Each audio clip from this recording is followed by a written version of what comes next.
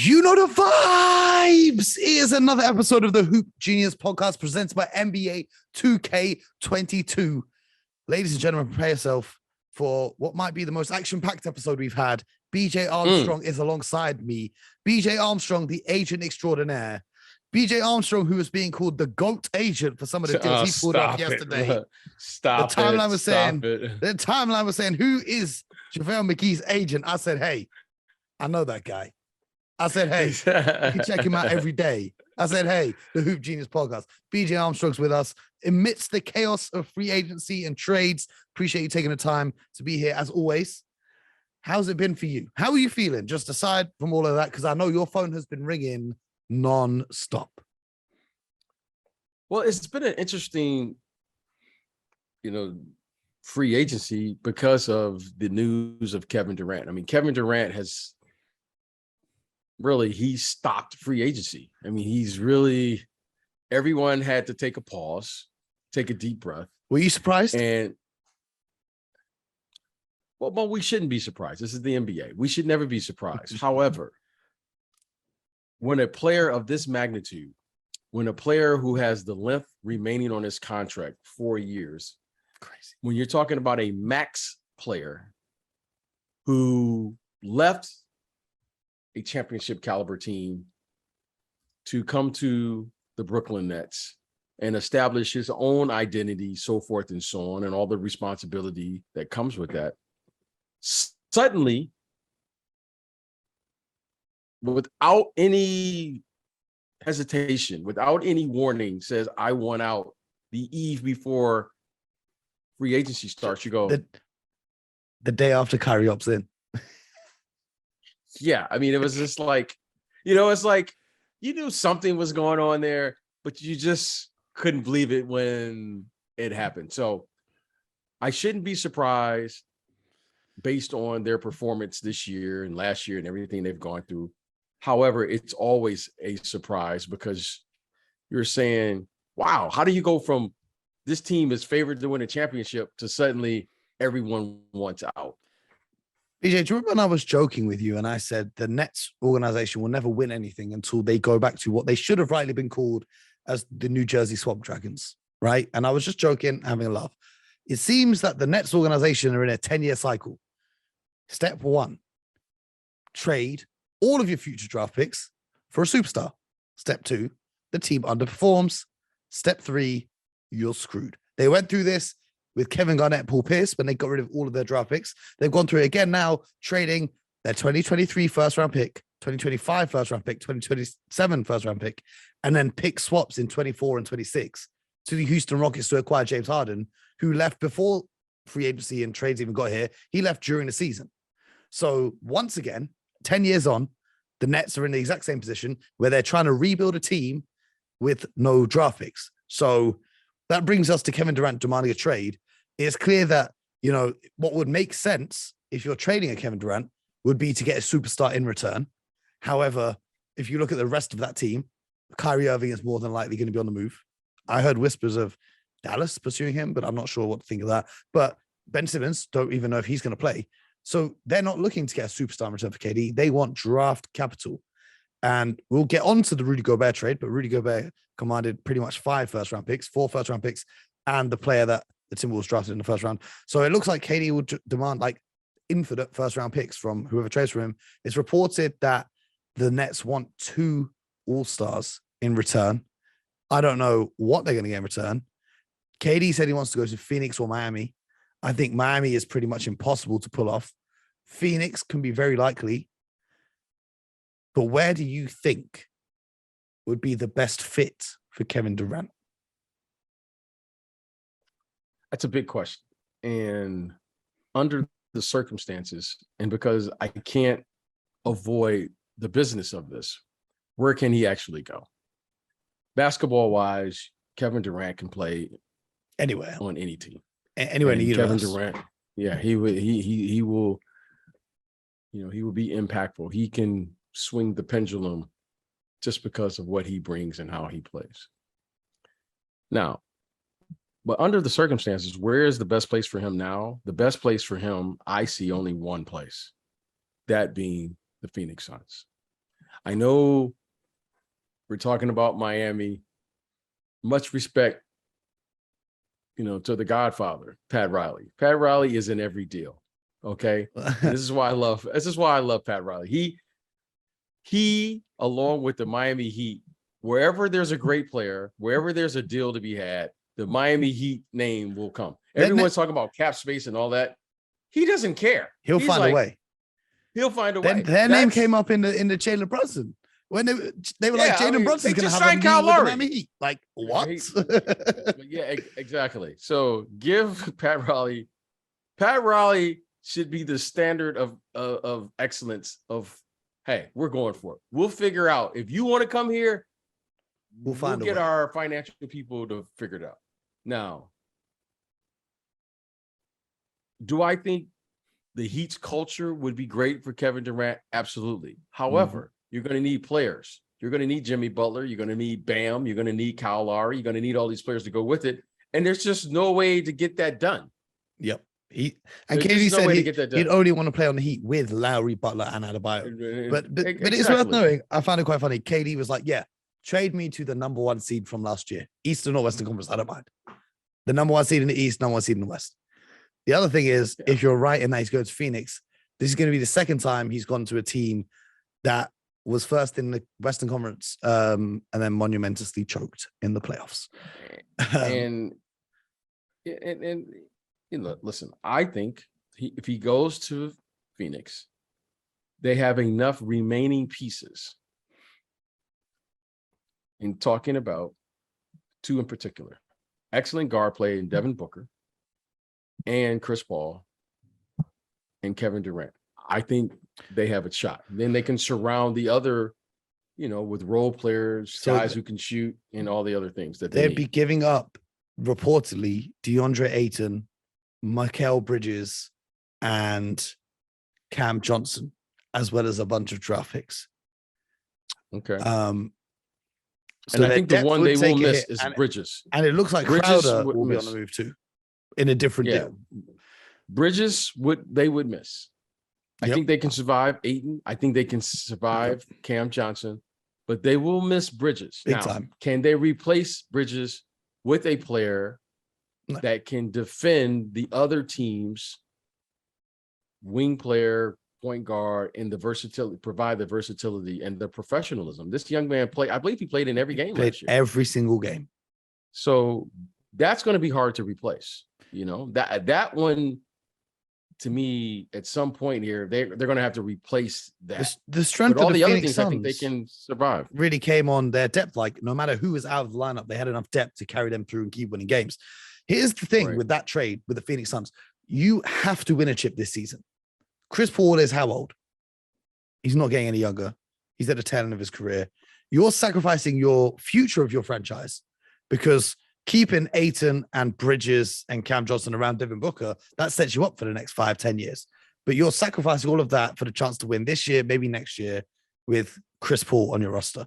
Now, no doubt KD's still going to be there, but you got to remember KD coming off a lengthy injury break this season. Before that, he was coming off a major injury as well. So you really have to win, and they got to go all in to win the championship. So it's like that toss-up of it's kind of like when the Raptors went and got Kawhi, but the difference is KD's on a 4-year deal, not a 1-year deal. So it's kind of like you have to win, but now will you have the depth in your squad to win? All right, you've got Chris Paul, you've got Devin Booker, you've got Kevin Durant, who's starting at the 4 and who's starting at the 5 on that team now. Well, I just want to clarify something. When you're building a team, you always try to build a team where you actually have an opportunity to win and have a realistic shot. Yeah. Winning a championship is a very, very difficult thing. And anyone who's gone through that process will tell you, yeah, talent is necessary, but you need a little luck too. Mm-hmm. Yeah. When you're Chris Paul's age, Chris Paul doesn't have the energy to expend like he did when he was 26, 27. No. Now Chris Paul has to pick and choose. But let me tell you something. Kevin Durant's arrival there will give him a sense of energy and renewed energy that will be necessary, because all you want is a chance. At one point, Chris Paul had the energy where you say, well, he's one of the elite players, maybe, just maybe. With Kevin Durant there, at this stage, Chris Paul doesn't have to be the best player on the floor. We'll save that for Kevin Durant. We'll save that for Devin Booker. Chris Paul, you just manage the game. So I think Chris Paul, at his age, as a third option rather than a second option. Yeah, and this is probably where he's at in his career. Now, will it be some nights where he'll look like the first guy? We'll take that. I mean, he had some incredible games this year in the playoffs. Will he show signs during the regular season? Yeah, he'll show you. As you age, Mo, you just can't do it on a consistent basis night to night. Yeah. And with Kevin Durant there and Devin Booker there, we don't need him to be. So put it like this: with Kevin Durant and him not playing like CP3 standard, quote, in against the Dallas Mavericks, it really doesn't matter. You and I were in the building when we saw the MVP of the NBA Finals go 0 for 9, and they still won, and nothing was said. Yes. So if CP3 can do that and still win, guess what we'll say? Nothing. Okay, but the difference is that Golden State Warriors team that won a championship had an elite defense. My concern now for this Phoenix Suns team is you're giving up Bridges, second in defense player of the year voting. You're giving up Ayton, who's a solid defensive presence in the paint. You're giving up Cam Johnson, who does a good job defending on the wing. You can back that up. Yeah, you can. They can survive that. Okay. Why can you survive that? Why can you survive that? Okay, you can't just say that, because what we know is that they are a team that defend as a team. That was the problem when they were targeted individually in the playoffs. Mm-hmm. You understand? They defend as a group. This is how they defend screen roll. They funnel to their bigs. Why? Because they not had one, not two, they had 3 shot blockers. They think about this now. They never had to double team anyone, and they still refuse against the Dallas Mavericks to defend to double Luka. Yeah. They didn't double Giannis. So defense to me is not a problem. Now, will Kevin Durant give the effort? My answer is yes. Defense to you not being a problem, though, is DeAndre Ayton would be leaving in a trade. JaVale McGee is signed elsewhere. So now, say hypothetically Bismack stays. Is Bismack then your starting center? What kind of depth have you got there at the center position? Because you've gone from having 3 shot blockers to just having 1 for an 82-game season. Well, that's a problem that you in order to get something, you got to give up something. It's impossible for them to have great players at every position. We just saw the NBA Finals, okay, with a 6'4" center in Draymond Green and Kevon Looney. Next question. You can't have a perfect roster. You can't have a perfect roster. Kevon Looney and Draymond Green. They play their position. And they play your position. So with the Kevin Durant sweepstakes, looking at how many draft picks Brooklyn won, maybe the Atlanta Hawks are looking at it like maybe we should have held fire on this trade because we've given up a whole bunch of picks. But they instead got DeJounte Murray before Kevin Durant demanded a trade.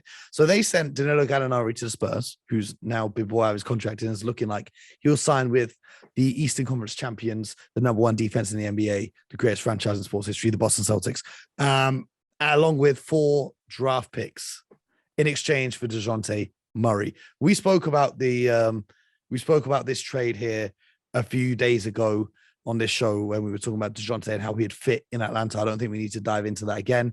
And we spoke about the Spurs and their little tank for Wemby situation. But then we have seen some other trades going on. The Jazz traded Royce O'Neal for a first-round pick, which is interesting. That Yeah, where did he go? Where did Royce Brooklyn. O'Neal go? Where did he go? Brooklyn. Brooklyn, and Brooklyn sent away a first-round pick, which I didn't even know that they had to send away.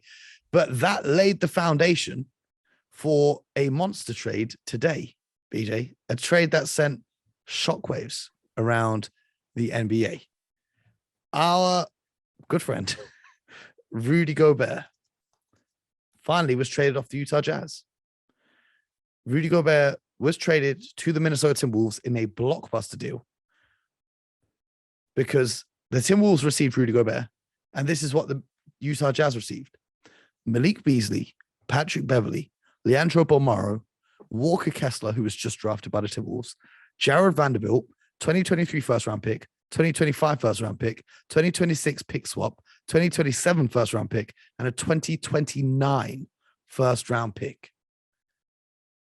We're trading first-round picks from 2029. We don't even know, after global warming, the world's still going to exist. This is crazy. They're trading first-round picks so far in the future. But Danny Ainge doing what Danny Ainge does. He got a haul of picks in exchange for Rudy Gobert. We'll dive into the Minnesota side of it for a second. But for Utah, the report from Adrian Wojnarowski is that the Jazz are going to look to build around Donovan Mitchell and use those assets to build a team around him. But I think it's more likely that they trade Donovan Mitchell and go into a full rebuild, especially given that they've got the young coach and everything like that. Which of those two options do you see as more likely? Building around Donovan Mitchell or trading Donovan Mitchell, going into a full rebuild? Well, I think Donovan Mitchell will have to answer that. Okay. That to me is a question that Donovan Mitchell will answer. And I think Donovan Mitchell has to be realistic and say the following. Look, he's an all-star, he's a high caliber player, and we would love, especially at his age, to have an opportunity to build around you. However, some guys don't have the patience, and he may want to go. But if you do want to go, Mo, let's do it in a way that we can get the very best for you, because, you know, we should have the right to do the very best for us. Mm-hmm. That's just, listen, if he went into Danny Ainge's office and said, hey, Danny, I think you're in a full rebuild. I think it's best for me to move on. You think that's Danny Ainge's first rodeo? Okay. Been there, done that. I've done this before. So here's how we're going to do it. Just don't stop playing and don't say anything. So that way we can move you unexpectedly, like we did with Rudy Gobert, and get back what we're looking for, if in fact you don't want to be here. Because the last thing you want in your building is a disgruntled star player. Why? Because that doesn't work for anyone. But if you can work with that player to move them on, and that's just being an adult in the situation. Clearly, with Rudy Gobert and Donovan Mitchell, we've seen these guys at one point had the best record in the league. Yep. Okay. So they needed to move on. Great job by Danny to get 4 first-round picks. Great job by Minnesota.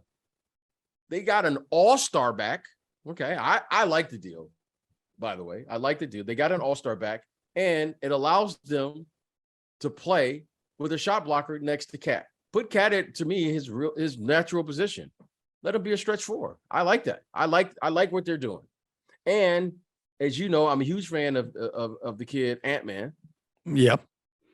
And it allows him to play in Rome now on defense and offense.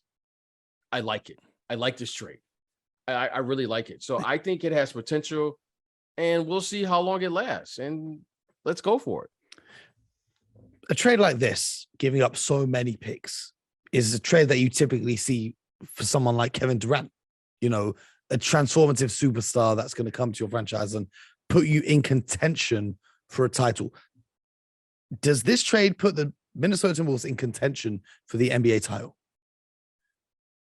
I think what it puts it in contention to is you're trying to build a culture that that has some level of sustainability and really meet the expectations of what we expect from this group. Now, when I look at those 4 players, you look at Ant-Man over there. Okay. You look at D'Angelo Russell. Okay. Anthony Edwards. Okay. D'Angelo Russell, former All-Star. Cat, All-Star.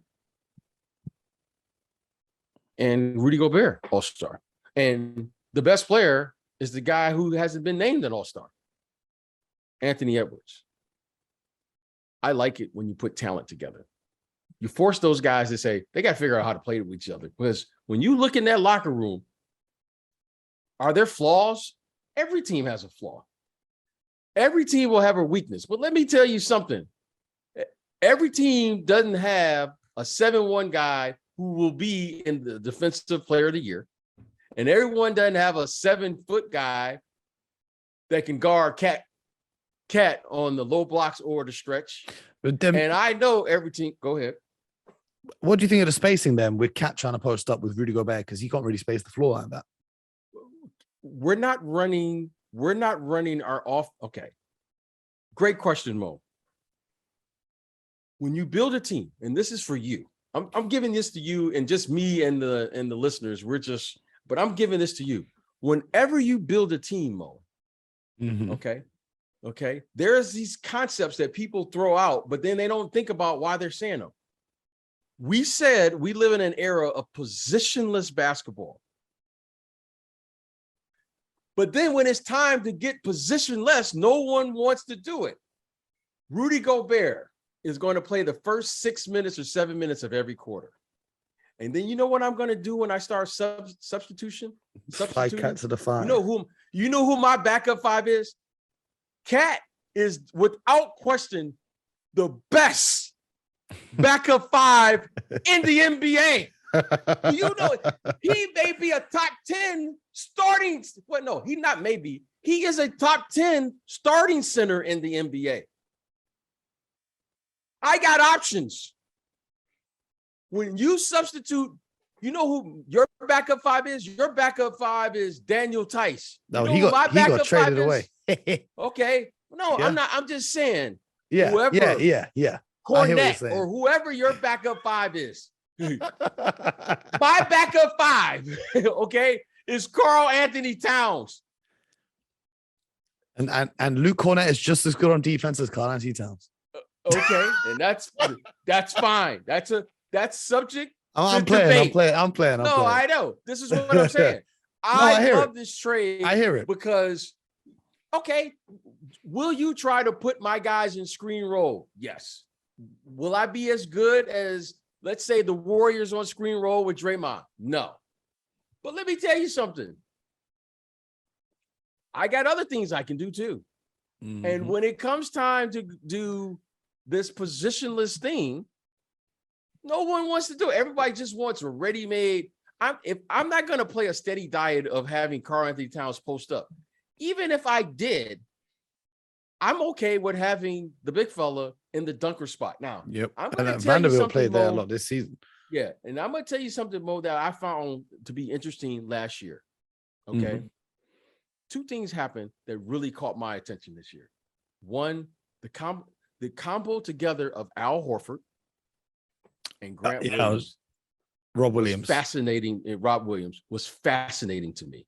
Yep. Because supposedly we live in this era of small ball, but you saw 2 big guys really have an impact. And the Cavs. Okay. And the Cavaliers were the other team. Oh, that's the other. My bad. Okay. And they were the other team. And you know what was really fascinating? I got calls on players who were centers where they were trying. Their coaches said, we want to be even bigger. Okay. Those 2 teams I thought were fascinating. And if Ricky Rubio doesn't get hurt, and it's always a big if, and they stay healthy as well. Sexton, I thought those 2 guys really kind of like opened my eyes to like, maybe the bigs are back. Yeah. Now, the Phoenix Suns also had 3 centers this year. Giannis, we forget, is a 7. He's 7'1". Him and Brook Lopez. Yep. Okay. So I'm not convinced, Mo, that the game has gone just small, provided that the bigs now are beginning to learn how to play in this era. So those two things really stood out to me this season. And you know what? This is the first offseason where we're going to have a full offseason. Yep. I think the bigs are improving because they're learning how to play in the small ball. And I think I'm not convinced that I put it like this. James Wiseman will be a welcome sight. Oh, big time. In Golden State. Big time. And they just paid Looney to come back as well. But speaking of bigs, BJ, I want to give you some flowers right now because your client, JaVale McGee, signed a deal with the Dallas Mavericks. Oh, man. 3 years. Was it 20 mil for 3 years? Yeah, you know what? Give the big fella credit. Give him credit. I want to say this. JaVale McGee was drafted in 2008, if I'm not mistaken. How about that? This contract will give him 17 years of getting paid in the NBA. How about that? And I want to, with all due respect, BJ, I got to say this. The guy that everyone had as Shaq in the Fall. Remember early in his career, that's all they talked about. Shaq did, look what JaVale did. He's lasted 17 years in the NBA. How about that? How about that?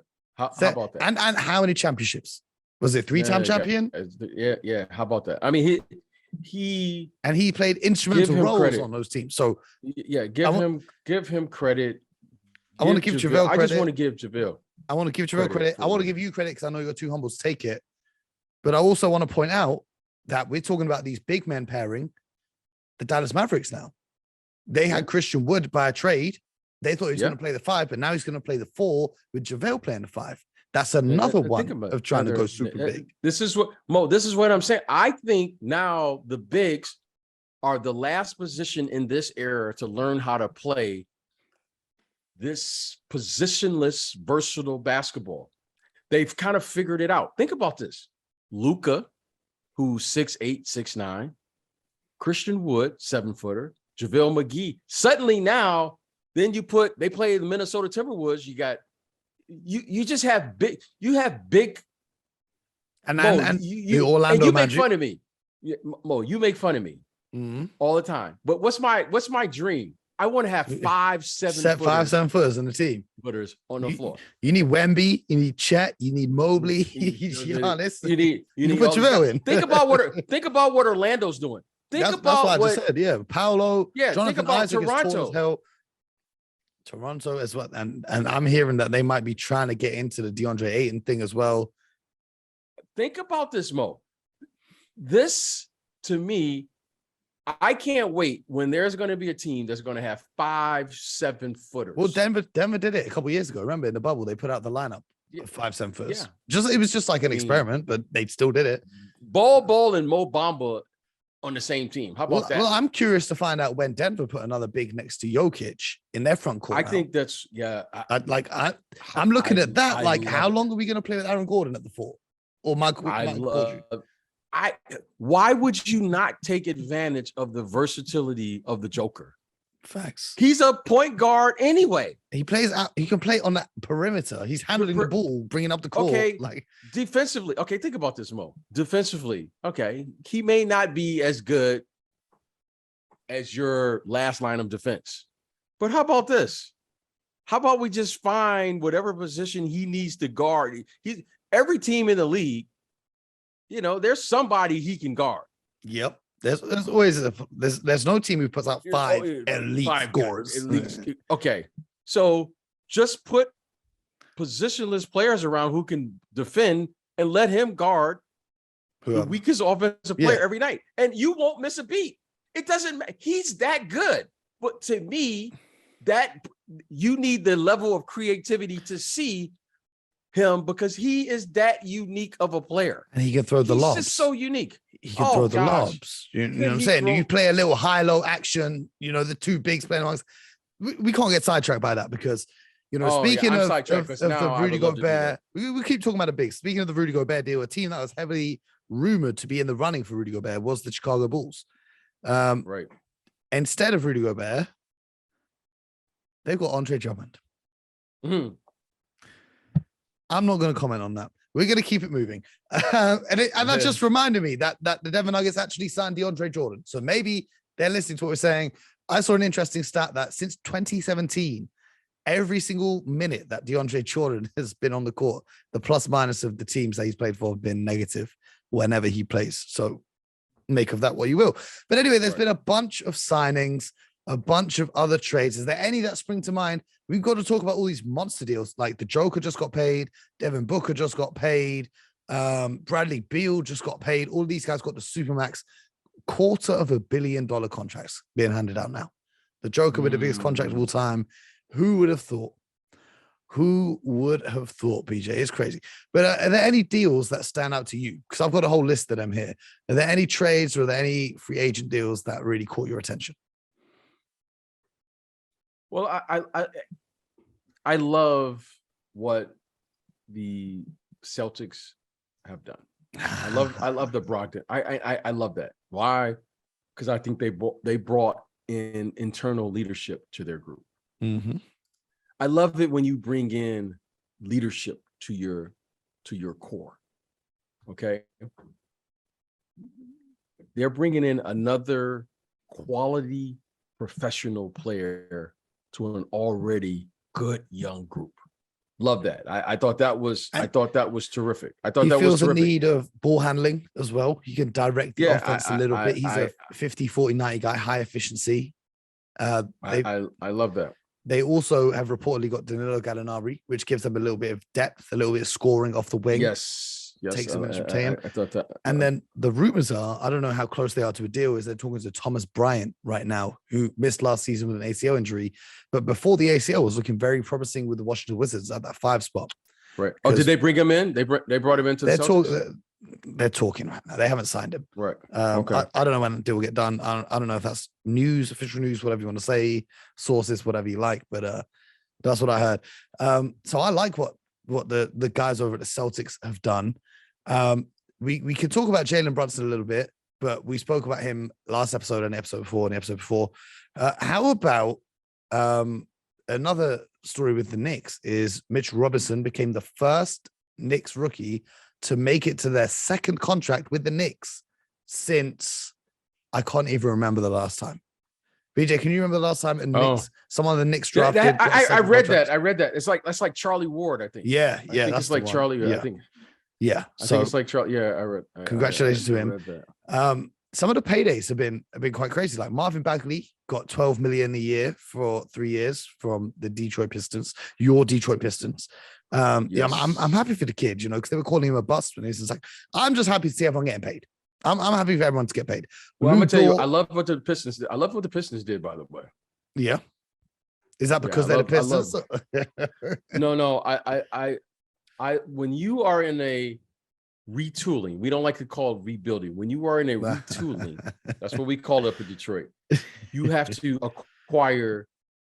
upgrade your talent.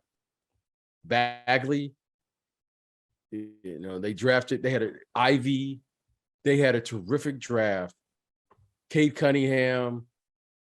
They're beginning to just really upgrade their talent.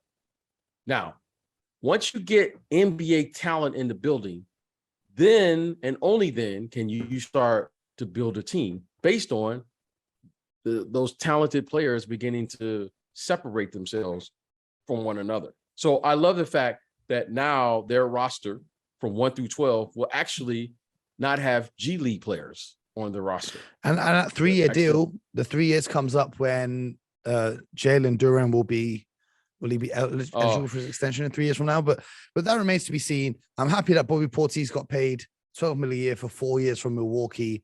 That I feel like his last deal was cheap. I was just about to say Lou Dort got 17 and he's got an $87 million deal for 5 years from the OKC. That's a good deal. That's a good deal for him. That's a good deal. I mean, the OKC have got to spend their money somewhere.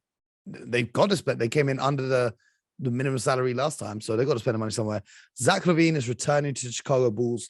215 million. These numbers are breaking my brain. Okay, $215 million. Do you know how crazy these numbers are? Well, Mo, do you know why? Because they create more value. Like Steph Curry making $40 million. he arguably creates more than $40 million of value for the organization he plays for. Well, this is the business we're in. I mean, look at you and I right now. We're on podcasting, television, radio, social media, all of these things. That's why. If anyone out there continues to grow. If anyone else there wants to give me and BJ 250 million, I mean, I ain't gonna take that for 5 years. I'll take that for 50. You know what I'm saying? That's what I'm gonna say. But Bradley will stay in. Zach LaVine stay in. Of course, it makes sense to stay when you're getting this much contracts. Yusuf Nurkic staying in Portland. I don't know what to think of the Portland Trailblazers because, like, they traded for Jeremy Grant to kind of look like, oh, we're going to compete again, but it's going to be the same old kind of outcome for the Portland Trailblazers. Mitchell Robinson getting a $60 million for 4 years from the New York Knicks. I like that. And they've still got Jericho Sims coming off the bench as well, which is going to be interesting to see how that goes on. Here's one. PJ Tucker, at the age of 37, received a 3-year, $33 million deal from his old general manager with the Houston Rockets, Daryl Morey, who's now with the Philadelphia 76ers. And it's reported that his former teammate and his new teammate, James Harden, will take less than the max to accommodate their run for a championship. Do you like PJ Tucker at 37 getting a 3-year deal, 33 mil? I mean, obviously good for him getting paid, but the fit for the team, is he still going to be able to contribute at the age of 40? Because his role on offense is quite simple. He's a catch and shoot corner 3 guy, but his value is defending the other team's best player. Is he going to be able to do that at age 40?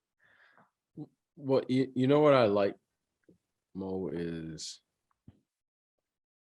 I don't care what business you are in. And this is for everyone. This applies to everyone and everything. I don't care what business you're in.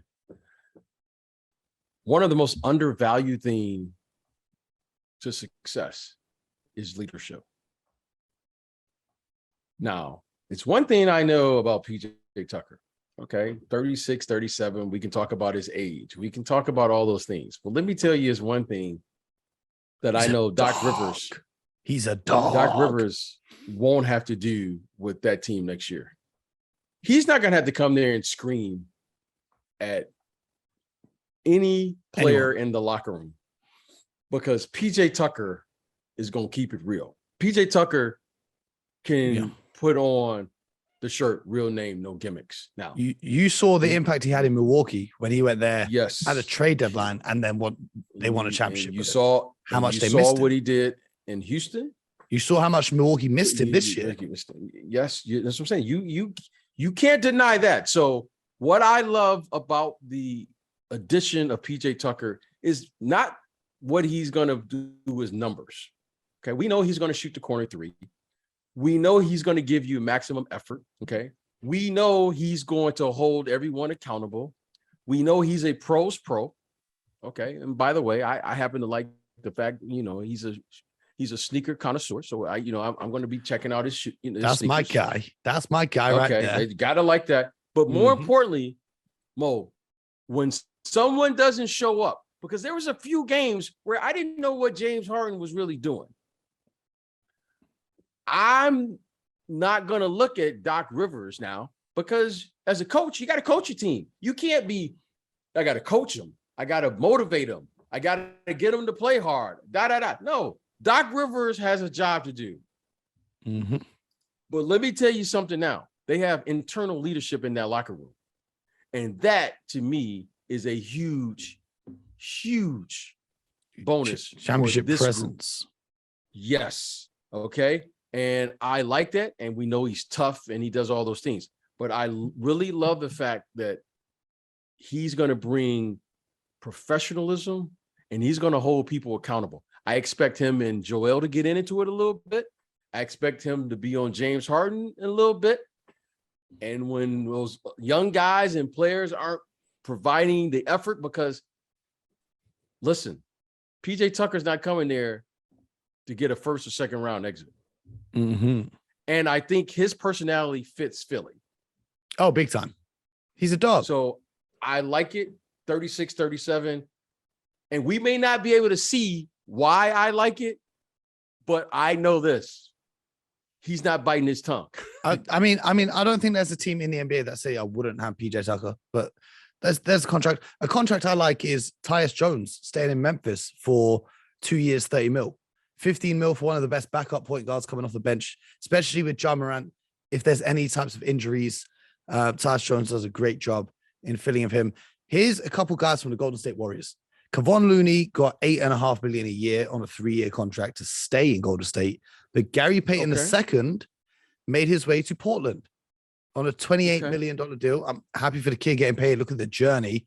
And I think this year for the Golden State Warriors, it's now all about, like you said earlier, Wiseman, but then Kuminga, Moody, Jordan Poole, developing these young guys as the reigning champion. I'm expecting the young guys to really take a step up with this. There's been so many signings or so many deals. Malik Monk left the Lakers to get to Sacramento. And speaking of Sacramento, they acquired Kevin Huerter from the Atlanta Hawks in exchange for Justin Holiday, Mo Harkless, and a future first-round pick. The Sacramento Kings are quietly putting together a fun team, if we're going to say that. You've got De'Aaron Fox, you've got Davion Mitchell, they just drafted a kid, Keegan Murray, got Kevin Huerter, they got Sabonis. It's going to be kind of fun, I guess, to watch that team just to see what happens with them. What do you think about that? It's an interesting combination of players that they have. I'm not upset with the players that they're adding because they're adding NBA rotational players. Kevin Huerter is a high-level NBA player. Davion Mitchell, this Great kid defender. Keegan Murray is going to be a terrific player. You know, they just drafted him 4th in the draft. Sabonis, they're expecting. I like it, and De'Aaron Fox. Okay, I like what they're doing. Now it doesn't make total sense yet as far as pieces, right? They still got Harrison Barnes. Somebody's not going to play. Yeah, Harrison Barnes. They still have, and now you add Malik Monk. Malik Monk is going to play. So if Malik Monk plays, where's Kevin Huerter going to play? Well, how many minutes what is that going to cut into Davion Mitchell? What is that going to cut into all these other players? Because 2 players are going to play for sure. All right, those 2 players being Sabonis, okay, and the point guard, I went blank, De'Aaron Fox. So those 2 are going to play, and then what is that going to do? Now, the interesting thing that I think is it's clear to me that they're going to play Sabonis this year at the 5. Yep, based on what they're doing. Just as the rest of the league is going 2 bigs, and of course the Sacramento Kings are saying we're going to put a power forward. It's clear to me that they're going to do that.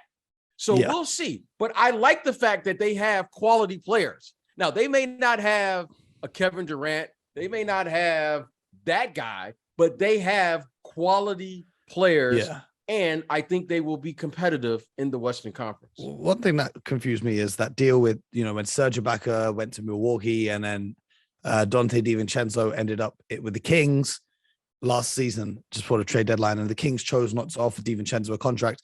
And he's now signed a 2-year, $9.3 million deal with the Golden State Warriors. I think this is a good deal for the Warriors because he's going to go there. And it's like, when they had Sean Livingston, they said, Sean Livingston's had, too many injuries. He's not going to be able to do it. It's like Golden State is a great place for these guys to find their feet again. You know what I mean? Like how many guys, Otto Porter Jr., he's had a whole bunch of injuries, goes to Golden State. Now he's a champion. I like the signing for Golden State. It just gives him a little bit more depth at that guard position, 1 guard, 2 guard, whatever you want him. It's a very cheap team friendly deal. I'm surprised Sacramento didn't try to bring him back, but they've got enough guards on their roster. What do you think about Golden State? Just real quick, their chances and what their business has been like as the reigning champions, because a thing or two about defending an NBA title. Well, as you get older, your time to recover. And here's the thing: you never know how your body's going to recover after a championship run. Especially these guys are all in their 30s now. So we will see. Now, what I am expecting, I'm expecting Wiggins to acquire or assume a bigger role. I'm expecting Wiseman. I'm expecting Moody. I'm expecting those guys to really step up and really assume a prominent role in the regular season. Now, if those guys can help Curry and Draymond and Clay get through the regular season, those guys will have a legitimate chance to repeat. Mhm. But if I'm going to ask those guys to get me through the regular season and get me through the playoffs, and by the way, take it up another level once you get to the NBA Finals, that's very difficult in your 30s. Okay? But if one of those guys can average 17 to 20 points a game consistently, I'm going to say two of those guys, okay? Because Wiggins will probably end up doing that. Okay, but let me say this. If Wiggins averages 20 to 25 points in the regular season, now you're talking my language. Okay. But if Wiseman or Moody or Poole or somebody comes in and it can carry the regular season, Mo, I think Curry and those guys can finish it, because I'm gonna tell you why. Because I think Clay is going to be better this year than he was last year. Oh yeah. Yeah. He's settling in. Other players that we're talking about the injuries and recovering from them. Ricky Rubio staying with the Cavaliers on a 3-year, $80 million. Good for Ricky. I think it's great for the organization as well to have Ricky as that backup point guard. Great for Darius Garland to learn the game a little bit from Ricky. Kyle Anderson went from Memphis to Minnesota on a 2-year deal, $18 million. Slow-mo. Good pickup. Good pickup. I think he'll be good for them. Isaiah Hartenstein over in New York. 2 years, $16 million deal. There's been some interesting signings all around the league. Deshaun Tate staying in Houston, Nicholas Batum staying with the Clippers, Mo Bamba surprisingly staying with Orlando, and Gary Harris staying with the Orlando Magic. Now, Gary Harris got $26 million? It's a good deal. Are you surprised? Because most people thought he would go to quote unquote contending team to try and contribute to them. Let me tell you something, Bo. Let me tell you something about going to a contending team. You go to a contending team really for two reasons. You don't have another option. Or you've made enough money and you just want to give yourself a best opportunity to win. Okay. When you're young, every player, and this may be a shock to some, but to us who've been in the business, every player needs the exact same thing. You need minutes plus shots equals player. That's the formula. You need minutes. If you play enough minutes, Mo, you play 30, 35 minutes, you'll get enough shots just by accident. But you can't shoot if you're not on the floor. And then if you make those shots, and in particular, if you shoot 40% from the three, you might be one of those guys who will sign a 4-year deal, $100 million deal, because everyone is paying. If you just shoot 40% from the field, from three, they'll sign you right now, because everyone puts a premium on shooting. Don't tempt me. Yeah, so I'm gonna go get it. Gary Harris is a good player. He's had some injury problems. I think most people thought because he's a good defensive player, he's still young. If you still have a chance, put yourself in the game. And I think he can go there to Orlando. And if he can play well, that's a tradable contract.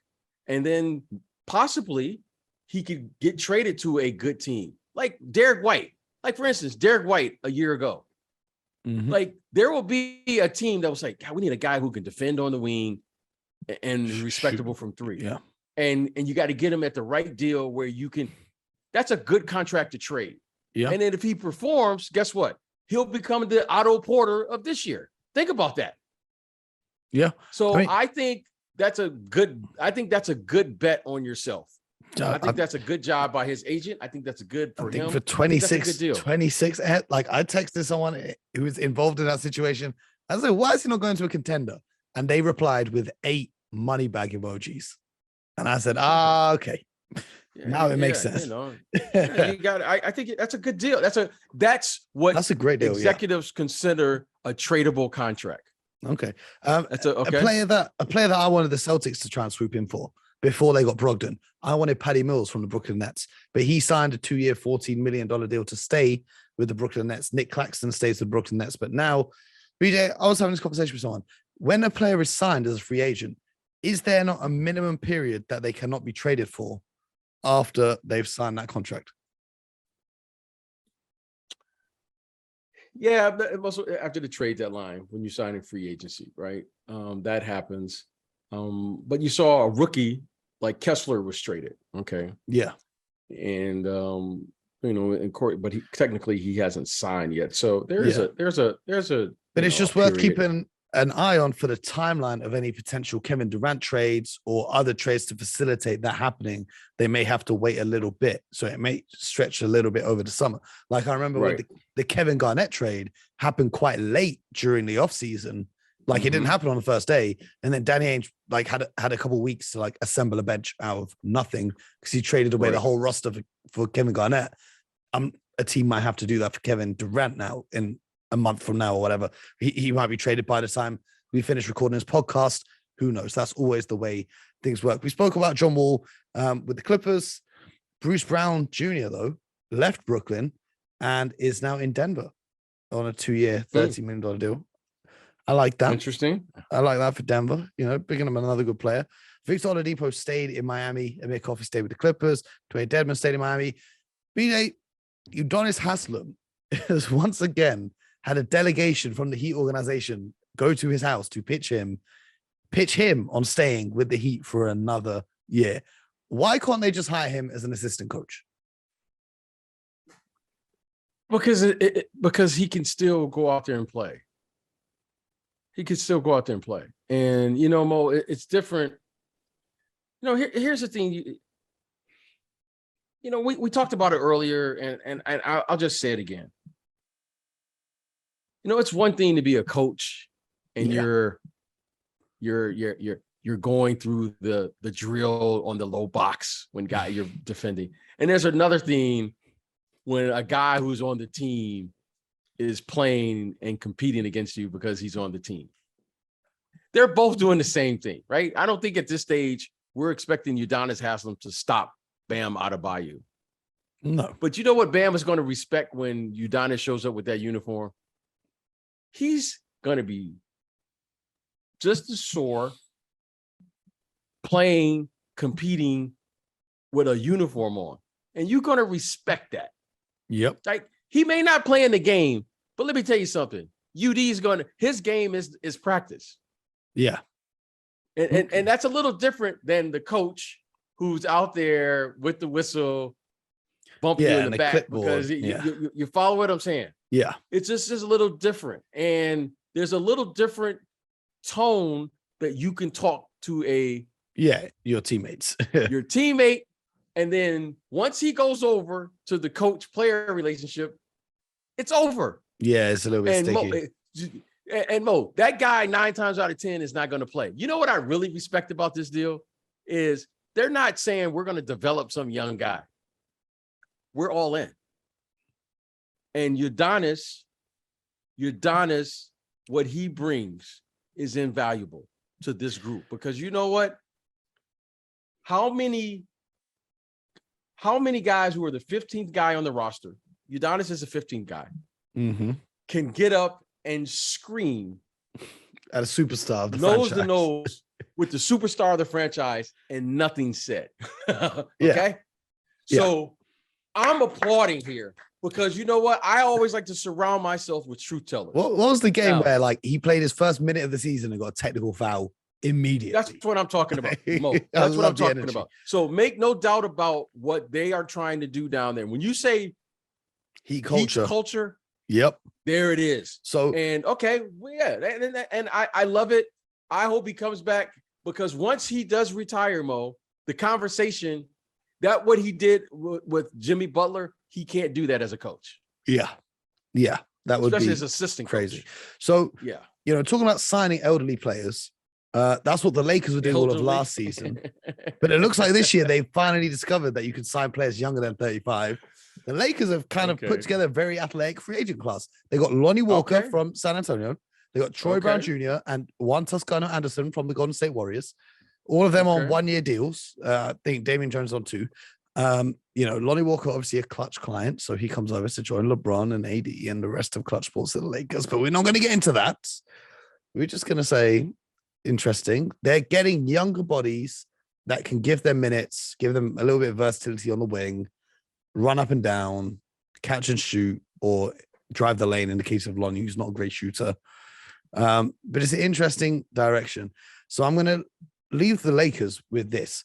All I'm seeing all day on ESPN is Brian Windhorst saying Kyrie is focused on the Lakers and the Lakers are focused on Kyrie. BJ, I could sit here and say I'm focused on Rihanna. That doesn't mean she's going to appear. Is Kyrie being focused on the Lakers and the Lakers being focused on Kyrie any relevance to that deal actually happening and them acquiring him this offseason? No, it means nothing. It's real name, no gimmicks. Next question. There we go. There's nothing to focus on. There's nothing. There's nothing to focus on here. Okay? There's nothing to focus. And if something is going to happen, do it. Mm-hmm. All right? What are they going to do? Focus. They're not trading Anthony Davis for him. They're not trading LeBron for him. Okay, maybe they will do Russell. Maybe. But here's the catch. Right? All right. If you trade for him, are you going to re-sign him? That's what he wants. Okay. There you go. So, BJ, let's finish this roundup right now, just for clarity of the people. It's currently 3:38 a.m. on Saturday, the 2nd of July. So as soon as I finish recording, someone will sign and someone will be traded, because that's just what happens. Which team do you think improved the most so far in free agency and via trades in the last 2 days since the deadline began? When you say improve, by wins and losses, is that what we're evaluating? Yeah. So it's better than they were last season. I think the Timberwolves are better. Okay. Than they were. I think the Celtics got better. So the Timberwolves, they were a play-in team before. Now you're thinking they were locked to be in a top 6. Well, I think they have some things they have to work out, but I think Anthony Edwards will be that much better. Why? Is because I think their defense will be stabilized by one player. Yeah. Okay. Anthony Edwards will be better because their defense will be better. Mm-hmm. Okay. I think they will be better. I really like what the Pistons did in the draft. I thought they were terrific. I think they have an opportunity now to look into their future and say, we could be X. Kid Jalen Duren, Ivy, and Cade Cunningham, I'm thrilled with the athleticism and the potential that they have. This is going to sound nuts, but I like what San Antonio did. We said got better, not tanked better. Well, no, I don't think it's tanking. I don't think it's tanking in the sense like, what are you going to do with your team? Okay.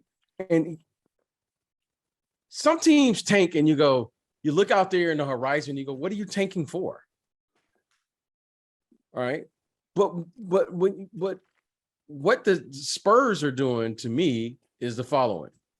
Look, there's only one way to build your team, and the collective bargaining agreement is coming up next year. Yeah.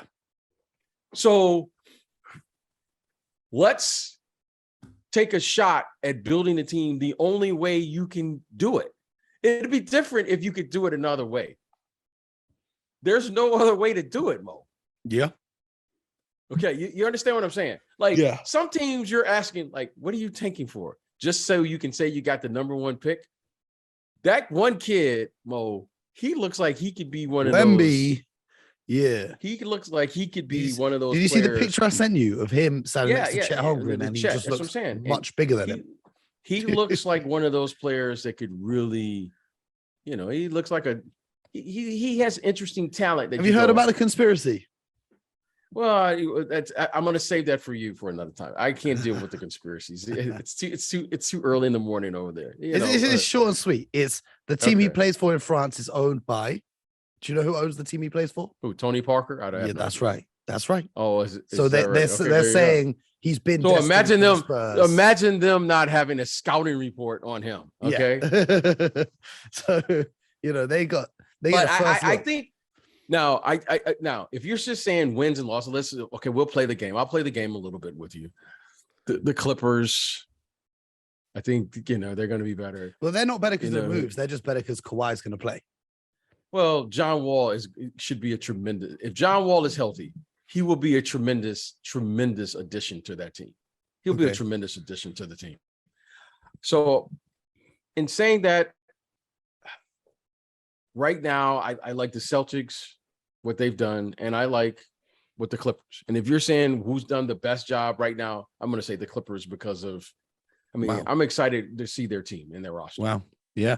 And whoever got worse is undoubtedly Brooklyn, who went from their fans celebrating as if they'd already won a championship at the start of this year to being absolutely in the mud. The Brooklyn Nets once again. And it will happen 10 years from now. Again, we'll save this clip 10 years time until Mo Mooncey is running the team. Exactly. Joe Tsai hit my line. Did you see the tweet that I sent you, BJ? That really made me laugh. Now, I don't know if that was true or not. It was the tweet. It was a quote apparently from the owner. The quote was from Chris Winfield, who's a reporter for the New York Daily News over in New York. No, he said it was from Brian Windhorst. He said Joe Tsai would rather have a team that plays hard, that he's proud to own, that wins 40 games and fights for the play-in tournament, rather than having a team who has way more talent that he's not proud to be a part of. Which just made me think, you had that. Moving right along. You had that, and you got rid of it. Like, okay, if you want a 40-win team instead of winning championship, okay, cool. All it made me think was, give me that job. Let me come in and fix that. Let me come in and just fix that team.